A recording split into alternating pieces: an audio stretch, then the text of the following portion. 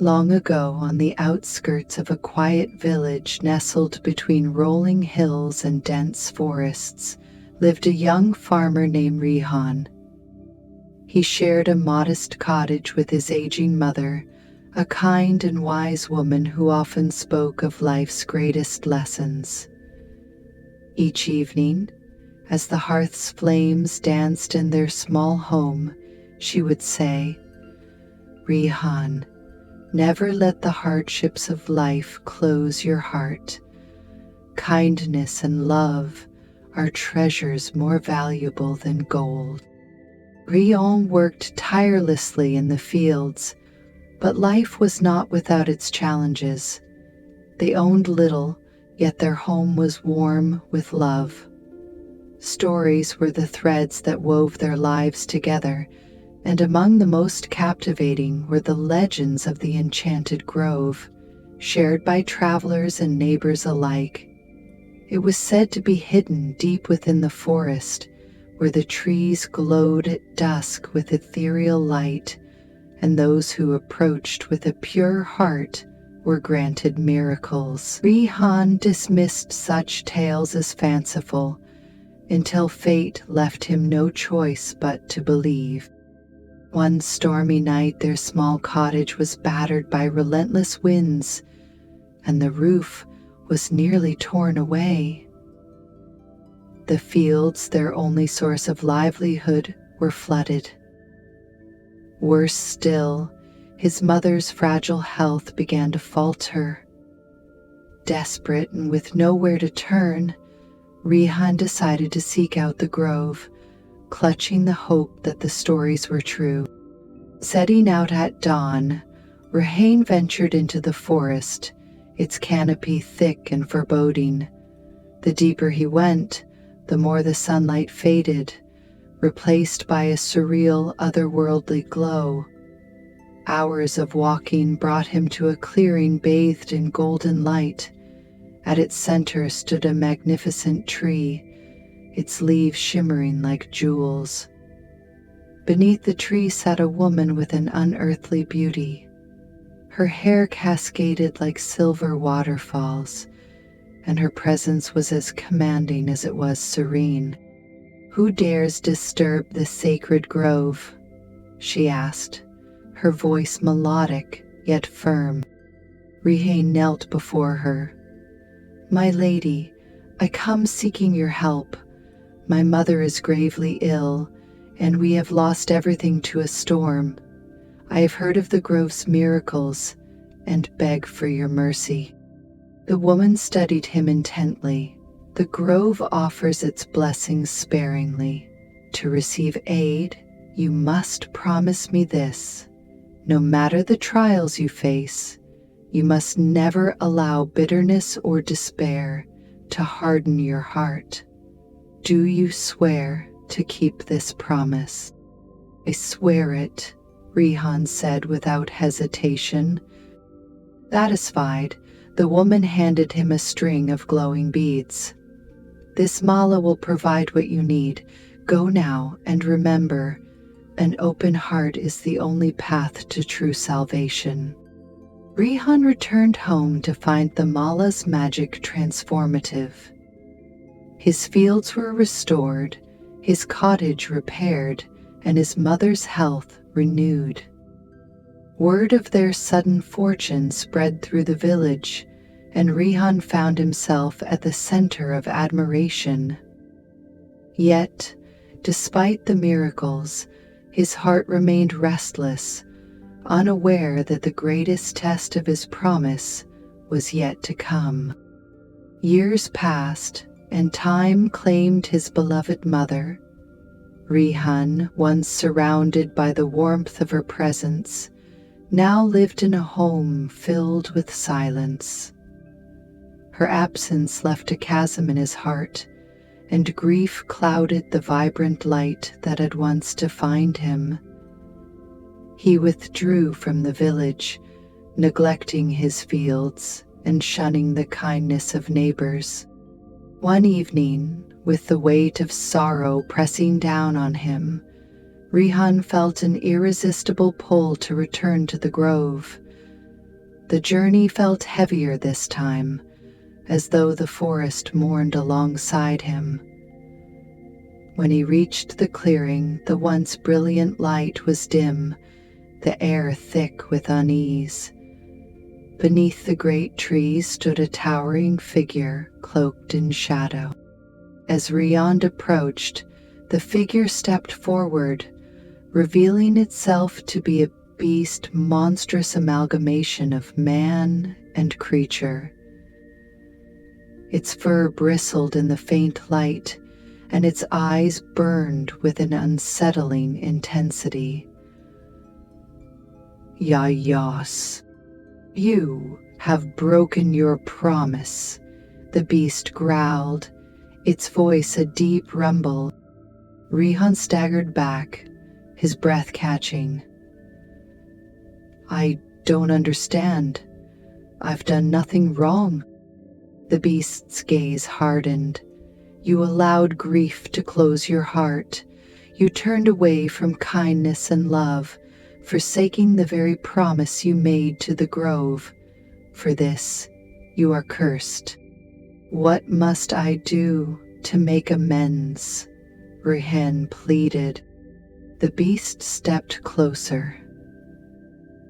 You must help me. I, too, am bound by a curse. Only by learning the meaning of selfless love and rekindling your own humanity can you free us both.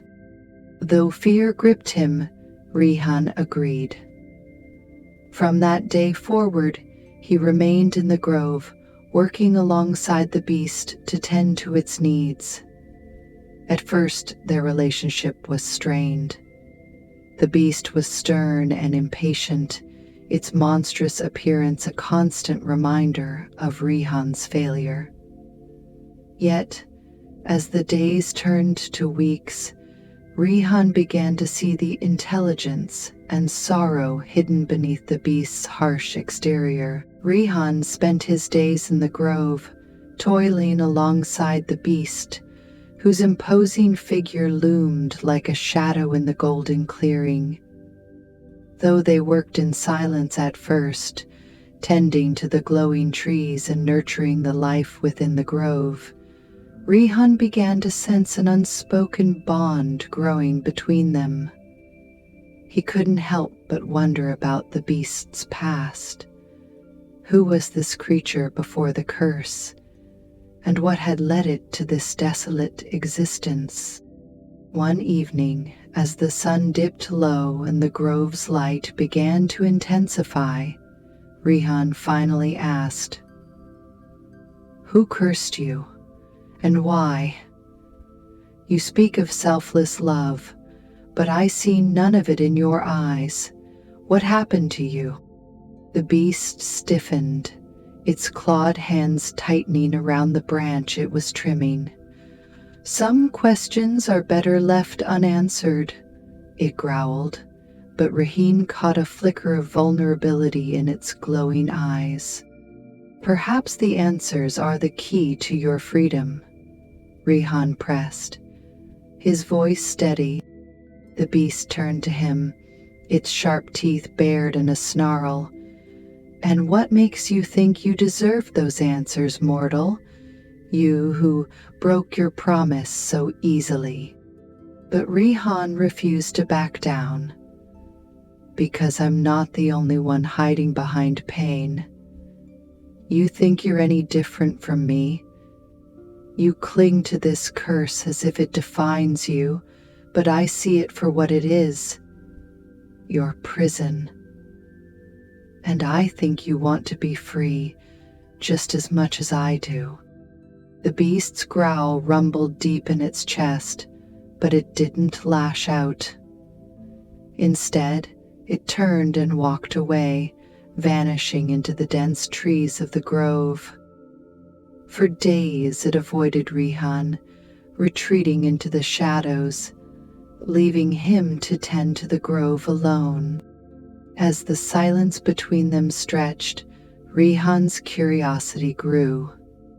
One evening, while exploring the grove, he stumbled upon a hidden pathway obscured by vines. The air around it felt colder, and the glow of the grove dimmed as he ventured deeper. At the end of the path stood a crumbling stone archway, behind which lay a door carved with intricate symbols that pulsed faintly with light. Compelled by an inexplicable pull, Rihan reached for the door. As his fingers brushed the carvings, a sharp voice echoed behind him. "Wait." Rihan whirled around to find the beast standing there, its eyes blazing with anger and something else. Fear. "You were not meant to find this place," the beast growled. "What is this?" Rihan asked, stepping back from the door. The beast hesitated, then spoke, its voice low. "This is the heart of my curse. Beyond this door lies the truth you seek, a truth that may destroy us both." Rihan's heart raced, but he held his ground. "I came here to help, to fulfill my promise. Let me in. Let me understand," its shoulders sagging. "Very well. But once you enter, there is no turning back. What you see may shatter everything you think you know." With a nod, Rihan pushed open the door. Inside, the air was heavy with sorrow. The walls shimmered like glass, each one reflecting scenes from the past. Rihan saw the beast, not as it was now, but as a man, a proud, handsome noble, his life filled with opulence and vanity. In one scene, the man cruelly dismissed a poor beggar woman who had come to his gate seeking shelter. Her face twisted with anguish and fury as she cursed him, her form transforming into the radiant woman Rihan had met beneath the tree. The vision shifted. The nobleman was alone in his grand estate, his servants gone, his wealth meaningless. Slowly, his body began to change. His hands grew claws, his face distorted, and his heart hardened. Rihan turned to the beast who stood silently beside him. "You were him. And the woman, she's the one who cursed you." Him sighing. "Yes," the beast admitted, its voice heavy with regret. "She gave me this form and told me the same thing she told you, that only through selfless love could I find redemption. But for years, I rejected it. I clung to my pride, my anger. I thought I could break the curse alone. I was wrong." Rihan stared at the beast, his chest tightening with understanding. "You've been waiting, not for freedom, but for someone to show you love." The beast turned to him, its glowing eyes filled with a sorrow that seemed endless. "And I have failed every time, until now." September through October. As they left the chamber, the air in the grove seemed to shift. The trees glowed brighter, and the melodic hum grew louder. Rihan felt his heart swell, a strange warmth spreading through him. The breath dissipated in a cry of surprise. realized what followed the major body. That evening, as they sat beneath the great tree, Rihan spoke. "You're not the monster you think you are. I see you. Your wisdom, your kindness. You've helped me see the light again, and He paused, his voice faltering. The beast turned to him, waiting. "I think I've come to care for you," Rihan said finally, his voice barely above a whisper. For a moment, there was only silence. Then, the beast reached out, its clawed hand trembling as it rested on Rihan's. A brilliant light erupted from the tree, enveloping them both. Shinshan. When the light faded, the beast was gone. In its place stood a man, his features noble yet gentle, his eyes shining with gratitude and something more. His posture was rounder and something more. "Aram," the man said, his voice soft.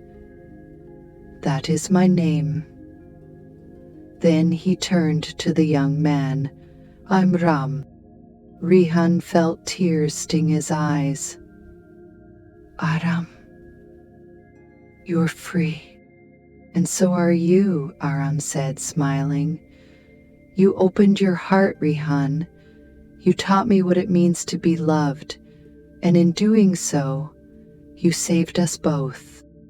The grove flourished under their care, its magic drawing those in need. Together, Rihan and Aram created a sanctuary where hope and love thrived. They spent their days tending to the grove and their nights beneath the glowing trees, sharing stories and dreams of a future they would build together.